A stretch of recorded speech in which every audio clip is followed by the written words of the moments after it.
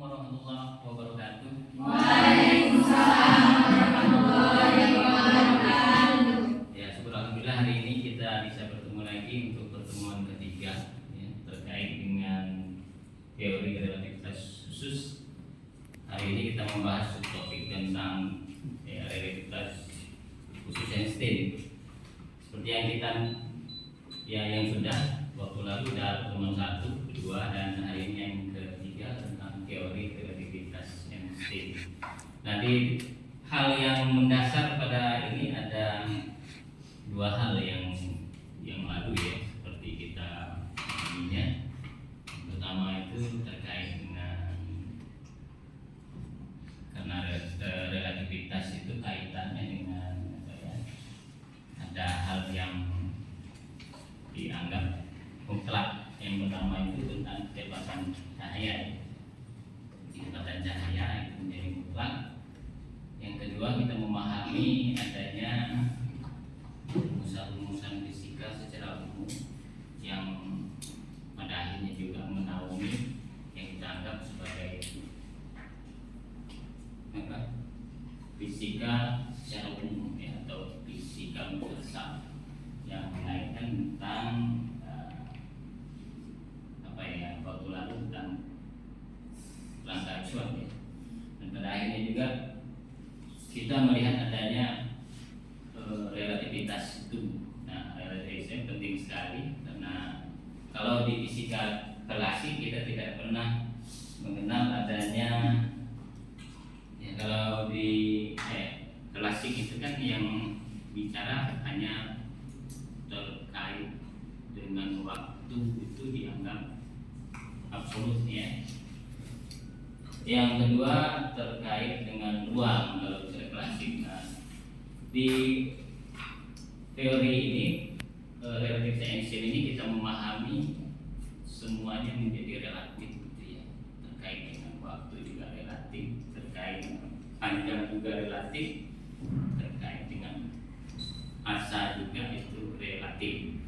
Nah, untuk itu kita coba melihat subtopik yang ketiga ini terkait dengan teori relativitas Einstein ya. Kita memahaminya saja dulu lah ya. Dan pada akhirnya ilmu terkait dengan teori relativitas Einstein ini bisa kita pahami secara konsepnya ya. Nanti kita coba memahami bersama. Nah, nanti ada sesi-sesi yang terkait.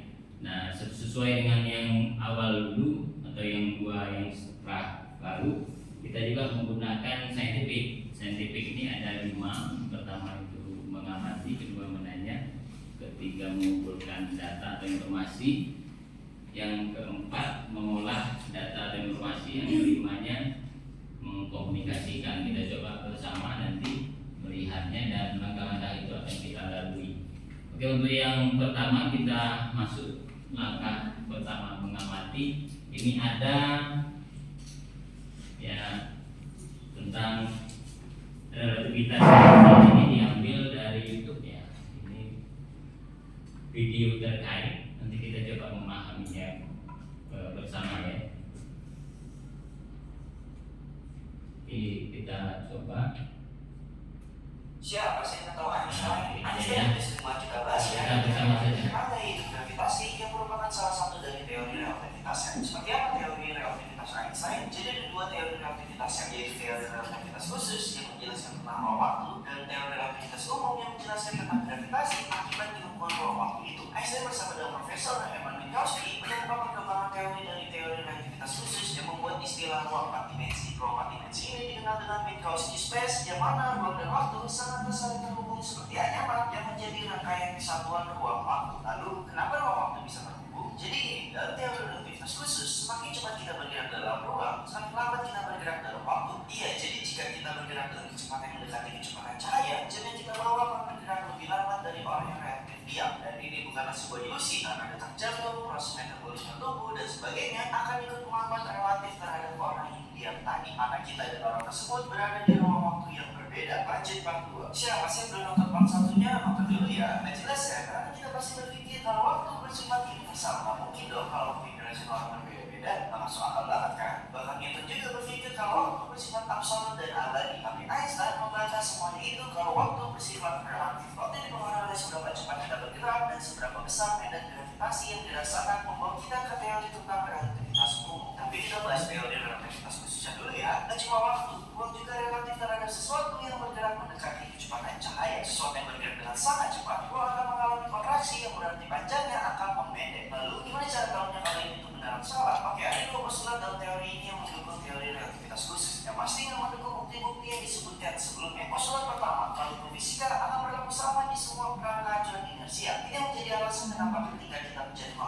sama-sama bergerak, barang itu tetap jatuh ke bawah. Postulat kedua yaitu kecepatan cahaya dalam ruang vakum bernilai sama untuk semua pengamati gerakan John inersia.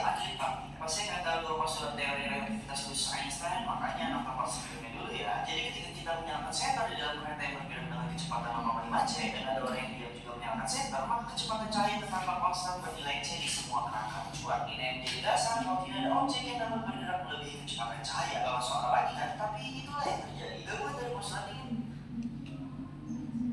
menyatakan kalau tidak ada ruang yang absolut, tidak ada waktu yang absolut,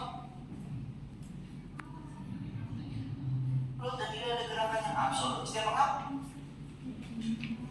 memiliki perbedaan pengukuran untuk besaran panjang, waktu, dan masa, dan semua hasil pengukurannya itu adalah benar di kerangka John inersia masih. Jadi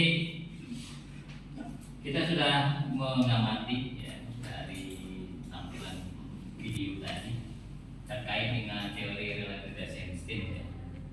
Jadi, paling tidak secara konsep kita memahaminya bahwa terkait dengan teori relativitas ini yang menjadi penting itu pertama kita melihat adanya ya, kecepatan yang absolut itu kita memahaminya dalam kecepatan cahaya ya. Yang kedua, kalau kita melihat dari kondisi itu adanya ruang dan waktu. Jadi semakin cepatnya waktu itu akan memperlambat dari geraknya ruang. Semakin cepatnya geraknya ruang itu semakin memperlambat waktu gitu ya. Jadi bertolak belakang antara ruang dan waktu seperti yang kita pahami gitu. Oke, jadi untuk sesi pertama sudah dilalui, kita masuk ke sesi kedua atau tahapan kedua maksudnya. Nah, dari sisi berpikir kritisnya tadi kita membangun keterampilan dasar, membangkitkan pemikiran kita bahwa dari konsep tadi kita bisa menemukan hal-hal yang terkait dengan membangun keterampilan dasar. Mengamati itu lebih penting karena mengamati itu bisa secara langsung kita mengenai saya. Jadi untuk yang pertama kita sudah lalui, termasuk yang kedua itu menanya ya. Menanya ini terkait dengan video yang kita pahami tadi, tonton tadi, atau secara umum terkait dengan konsep yang dipahami sebelumnya, atau ada yang pernah membaca tentang konsep relativitas khusus ya terkait dengan Einstein. Nah, untuk sesi kedua ini saya minta satu orang saja ya, satu orang saja yang ya menanya supaya lebih cepat nanti ya, sebagai bahan dasar kita mengevaluasi lebih lanjut. Oke, untuk itu dipersilakan saja siapa. Oke, jadi yang sesi kedua ini ada dari Nurul Istanti ya. Oke, lanjutkan saja apa yang mau ditanya. Baiklah, perkenalkan saya Nurul Istanti. Saya ingin bertanya, apakah akibat dari penemuan teori relativitas khusus? Terima kasih.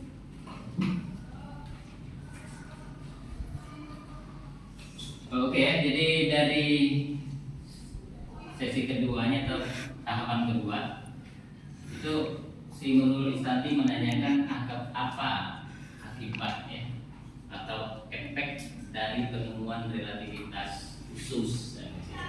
Nah, seperti yang saya katakan awal tadi, paling tidak itu ya semuanya kita melihat dari besaran fisika ini menjadi relatif tadi ya, terkait dengan misalnya masa, waktu, ya, besaran ini juga ada, bahkan kesetaraan masa dan energi dan lain-lain ya. Jadi untuk lebih mendetil pertanyaan Nurul Istanti tadi, kita coba melihat ya, atau kita masuk ke sesi ketiga aja ya, langsung menanya itu termasuk juga dalam hal kita disuruh berarti ya, mengaitkan hal-hal tadi ya. Untuk yang langkah ketiga kita masuk mengumpulkan data atau informasi. Nanti setelah runutan itu kita lalui, nanti kita mendapatkan kesimpulan-kesimpulan terkait dengan tadi apa efek dari penemuan relativitas khusus ya. Oke, untuk langkah ketiga mengumpulkan data, kita berkelompok saja ya supaya lebih enak. Dari 4 kelompok, yang salah satu kelompoknya ya itu lebih kurang 6 atau 5 orang ya. Kelompok yang mungkin lebih enak seperti yang sudah dilakukan, ada Istanti, ada Istanti, ada Dewi Rawati, Rahayu Pramesti, Melatus ya. Oke, dipersilakan aja langsung saja ya, supaya waktunya cepat.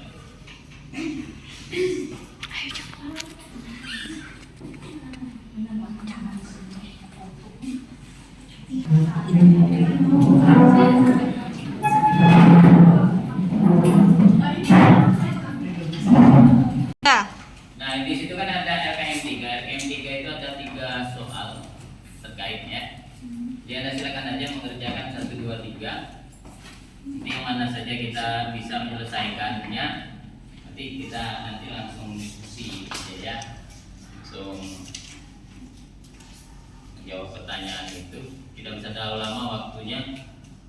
Mungkin 5 atau 10 menit ya. Jadi setelah itu kita bahas bersama. Dan selanjutnya juga kita masuk di langkah terusnya ya.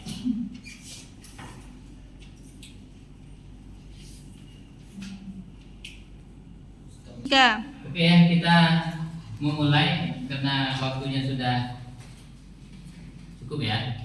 Lebih kurang 10 menit kita coba membahas bersama terkait dengan LKM 3 tadi ya. Ada 3 soal. Ada soal 1, soal 2, dan soal ketiga. Jadi sekaligus juga seperti di langkah ketiga, kita memang harus memperbanyak ya, mengumpulkan informasi itu baik dari mana saja ya, dari buku-buku, dari video, dari apa saja ya. Dan pada akhirnya secara konsep kita memahami ya, sampai ke kita membahas tentang soal-soal yang terkait.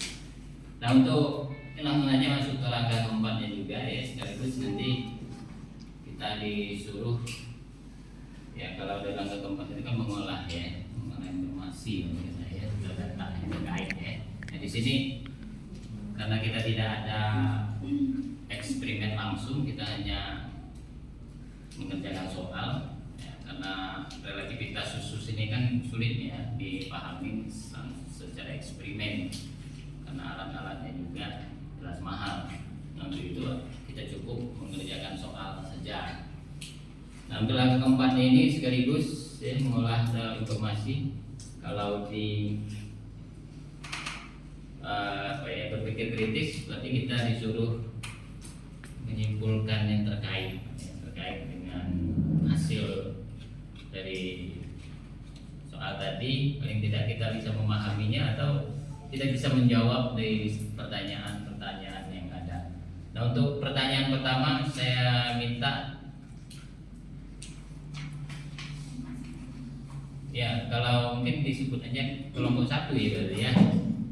Untuk pertanyaan pertama dipersilakan dijawab kelompok 1 ya.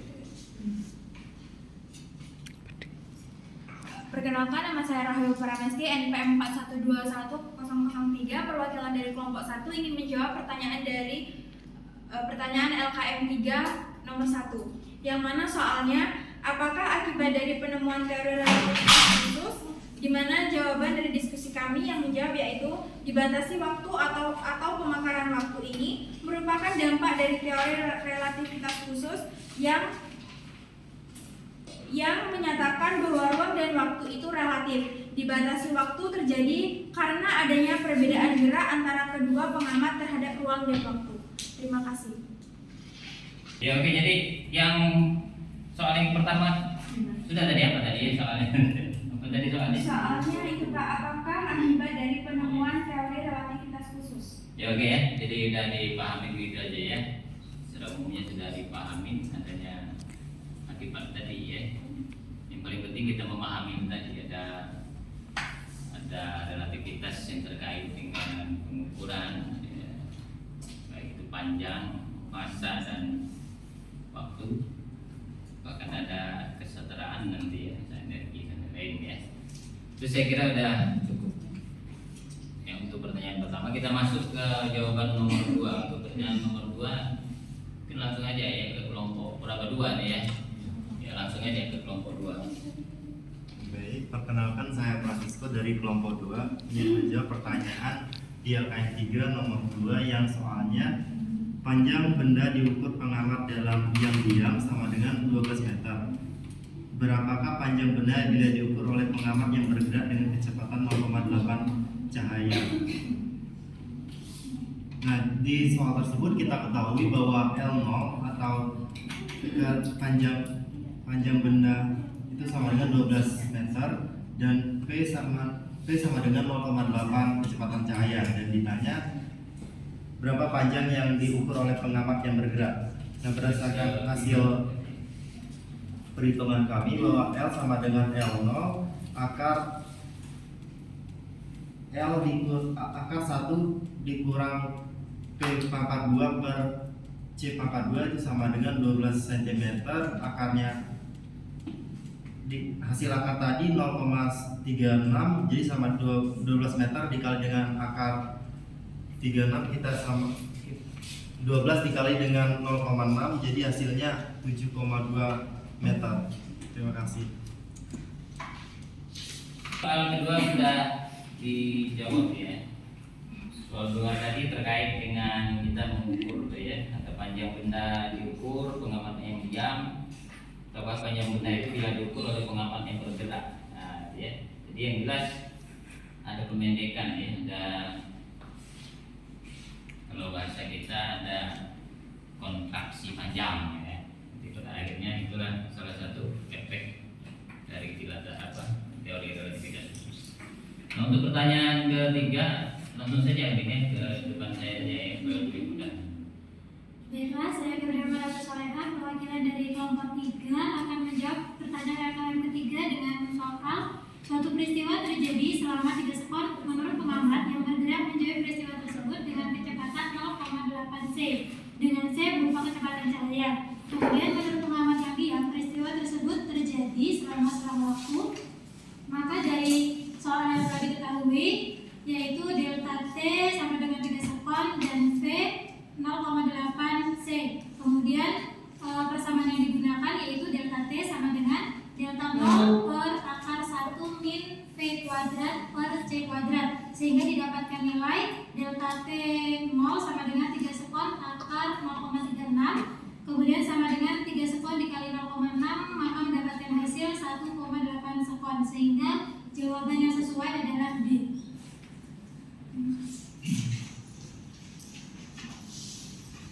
Oke, kita sudah masuk di pertanyaan ketiga. Pertanyaan ketiga itu tentang yang terkait suatu apa tadi ya, suatu peristiwa terjadi selama 3 sekon dan seterusnya, dan pada akhirnya sudah dijawab oleh kelompok nomor 3 ya. Oke, jadi saya kira nanti bisa kita lebih mendetailnya lebih lanjut. Kalau memang ada kekeliruan, tolong diperbaiki nanti ya. Kita sudah masuk di langkah ya, mengolah data atau menyimpulkan kalau lebih berpikir kritisnya. Jadi hasil-hasil yang telah kita pahami sebelumnya itu sudah paling tidak sudah ya, secara konsep kita sudah ya memahami itu ya. Jadi oke, untuk langkah selanjutnya kita masuk di tahapan mengkomunikasikan ya, langkah kelima. Ya. Ya oke, kita masuk ke langkah yang kelima ya. Di saintifik itu mengkomunikasikan.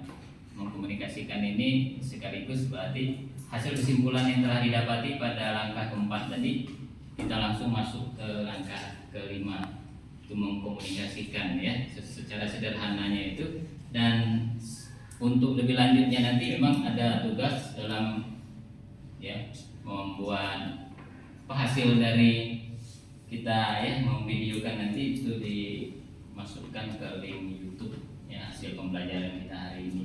Nah, untuk yang kelima ini dipersilakan mungkin langsung saja ya, supaya kita cepat untuk minta kepada Nurul Istanti untuk menyimpulkan terkait dengan pembelajaran kita hari ini. Baiklah, di sini saya akan menyampaikan hasil kesimpulan dari pembahasan hari ini, yaitu dari pembahasan materi tadi dapat kita simpulkan bahwa akibat dari relativitas khusus yaitu terkait dengan waktu relatif, panjang relatif, dan masa relatif. Ketika waktu dipercepat, maka ruang akan diperlambat. Jika ruang dipercepat, maka waktu akan diperlambat. Untuk melihat realita yang ada, contohnya tentang kontraksi panjang, ketika melihat ruangnya dipercepat. Dan kita juga bisa melihat delegasi ketika waktu diperlambat. Terima kasih. Oke ya, kita sudah melewati 5 tahapan dalam saintifik dan sekaligus juga sudah kita melihat ada terkait dengan berpikir kritis ya. Nanti kita coba memahami lebih lanjut nanti setelah ya pulang dari sini kita mengevaluasi lagi. Ya, jika ada tugas dari Anda juga untuk mengupload video pembelajaran hari ini ke YouTube, nanti bisa kita melihat, bisa mereview mungkin ada kekurangan-kekurangan terkait dengan pembelajaran hari ini. Oke, saya kira itu ya. Jadi mungkin bisa saya memberi ulasan sedikit bahwa relativity system ini ya memang ya menjadi salah satu ya topik di fisika modern yang harus dipahami, karena kita akan melihat adanya ya kecepatan cahaya yang menjadi kecepatan absolut yang menjadi standar gerak kecepatan benda-benda lain, dan tidak ada yang melebihi dari kecepatan cahaya. Nah, untuk itu relativitas ini menjadi penting karena ada beberapa hal efek tadi ya, terkait dengan ruang dan waktu ya. Dan ketiganya juga terkait dengan apa tadi masa ya, juga akan ada relatifnya. Seperti yang dipahami tadi, ketika ruang itu dipercepat maka otomatis itu akan bertolak belakang dengan waktu, otomatis waktunya diperlambat. Ketika waktunya dipercepat maka ruangnya diperlambat. Jadi bertolak belakang antara waktu dan ruang. Itu saja mungkin yang dapat dipahami. Untuk lebih lanjutnya nanti bisa kita pahami bersama ya untuk pertemuan yang akan datang, karena masih ada terkait dengan kesetaraan massa dan energi. Satu kali pertemuan lagi tentang teori relativitas khusus. Oke, saya kira itu. Kalau tidak ada lagi yang ditanyakan atau mungkin ada, kalau tidak ada pertanyaan lagi kita tutup ya untuk pertemuan hari ini dengan ucapan alhamdulillah rabbil alamin.